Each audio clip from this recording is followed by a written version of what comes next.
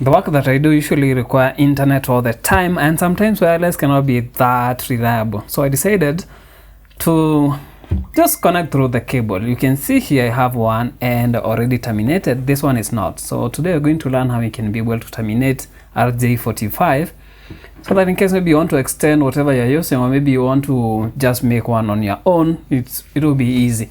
Now I have this tool. This is a clamping tool. It has several options. This is for the rj45 and this is 6p. I don't know what this version is. I don't know what standard it should be. Now what I'm going to do is I'm going to cut the cable. You can see from this end we have some blades. We have this one and we have the second one. You can see there's a groove and then there's a blade inside there. So that will be used in removing the sheath from the cable.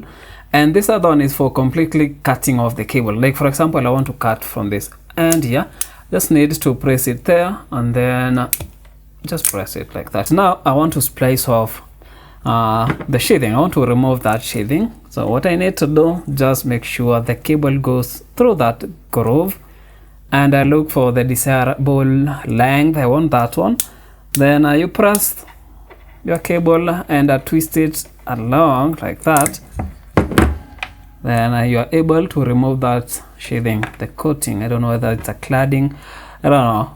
So here you can see we have the twisted pairs. They have different colors. You can see some are orange, green. We have this one which is blue, and they are all accompanied by the striped, I don't know whether to call them friends. Now in this twisted pair you can see we have one which is green solid color. This other one is white with green stripes.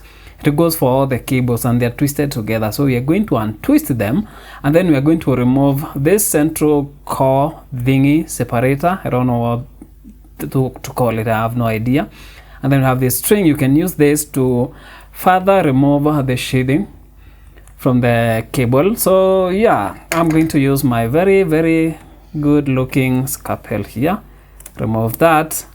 Also remove whatever we have here. Go away. Here we have the rj45.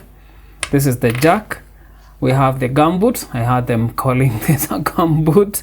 So you're going to replicate what you have here. You can see here you have this sleeve and the rj45. This is an 8p. Okay, now what something else I want to introduce to you is this. This is called a LAN checker. Basically in this end you have an rj45. You connect to this end and then you have another end here. You connect the other end of that cable and then you press on these tests and it will show you how the cables align themselves here. In case maybe there's an error, it's going to directly tell you that either there's a short or maybe there's a crossover or there's no connection. And in case everything is okay, you can see, you are going to see straight, or if you've decided to create a crossover in your cables, this is going to indicate here that there's a crossover, and you can see you're going to see where that crossover is going to be. So we have several modes. The first one is auto and the other one is step by step. Let's go to auto, and by the way, this is the end where you either turn it on or off. So you can just turn it off. You can turn it on but without the sound, and you can turn it on with the sound. So when you are in auto mode, you just press once, it will check all the cables and tell you exactly what's going on. In case you want to diagnose, go step by step, you just go to step by step, then you start pressing on single cable against the other on the other end. Now this is a remote module. You can just remove it and go to the other end of the cable. In case maybe it's a huge building, you just leave it there so long as it's connected to that rj45, and then you go to the one that you are going to check against. Then you make sure it's connected here, then you start checking and you're going to see exactly the results. Now that's not the aim of today. The aim was to create an rj45 to terminate one. So we are going to untwist the pairs. So we are now good to go. What I need to do is to straighten them.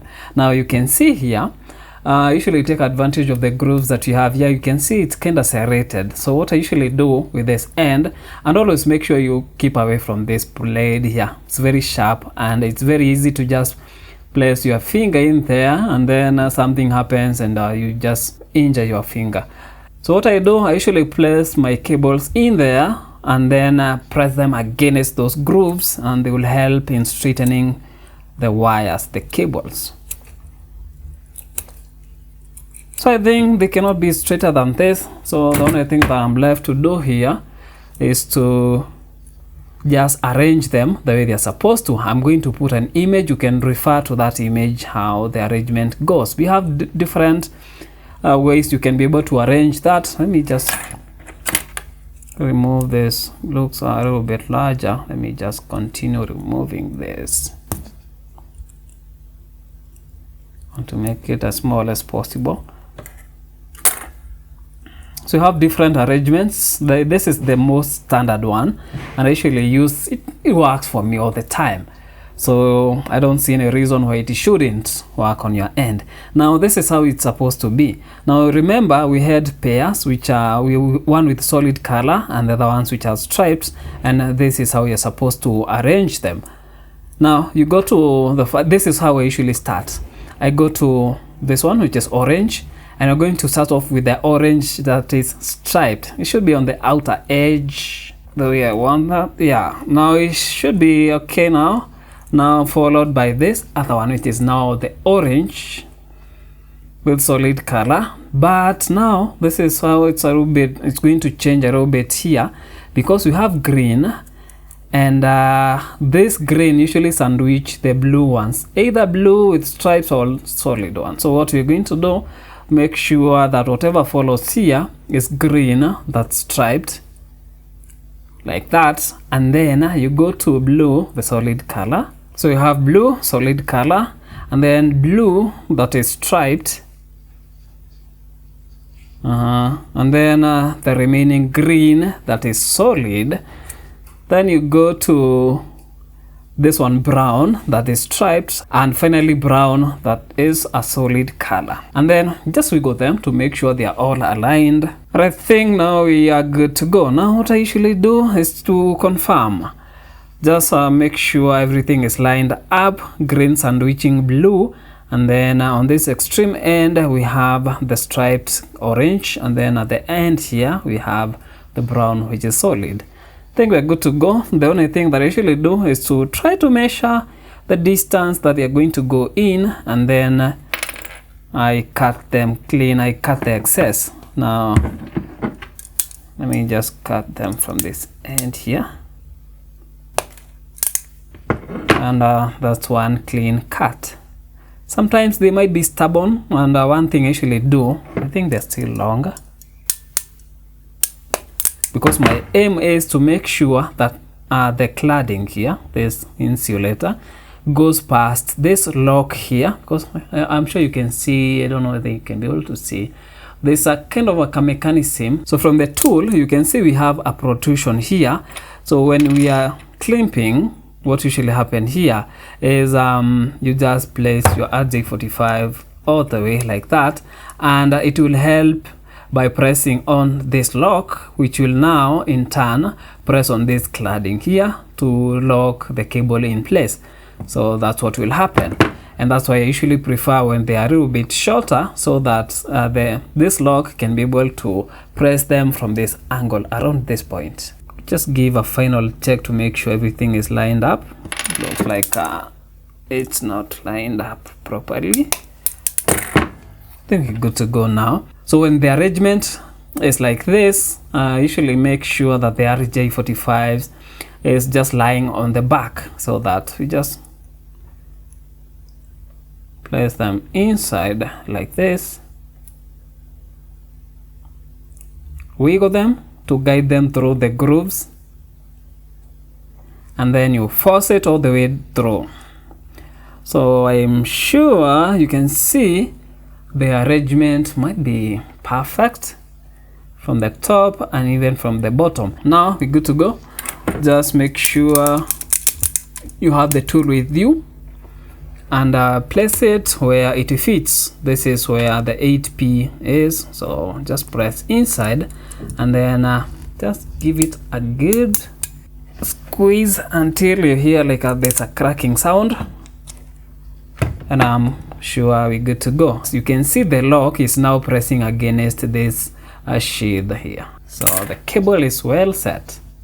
Now let's check whether we did a good job, or maybe just whether we're going to redo that. We forgot to put anyway, we forgot to put this. So this is how you test the cable. Make sure both ends are well connected. So this other one here is connected, and this is the remote one. What happens here is when you're going step by step, let's go to the automatic method. So you just press once, and you're going to see them against each line. So you can see everything is straight, so you can be able to make a good connection. And if you decide to go step by step, you can just press, and you can see they're aligning according to the number they're indicating there. You can see 5 by 5, 6, 6, 8, 8. So our connection is good there, so you can just go ahead and use the cable. Now I can just go ahead and use my computer using Ethernet. Now we forgot about the gumboots. Anyway, I'm not going to demolish what I've done here. So long as it's working, I'm not going to just do that again. Anyway, so I'm going to test the speeds against what are those of the Wi-Fi and see whether I'll see the difference between the two. Yeah, so I'm going to use Wi-Fi and see whether I can be able to get maybe decent speeds. And the maximum I'm getting is around 60 something, 65, 67 Mbps. So I'm going to see whether I'm going to make a difference between now using the cable and the wireless connection. We now have internet connection here. Just let's refresh and see whether we're going to get something different. Yeah, it's a decent improvement from 64 to 94. Yeah, that's around 30 Mbps. So yeah, I'm so happy with this, and actually I'm sure ping also will have improved a lot, but I don't want to show that because it contains some information there. Anyway, that was a success. See you in the next one.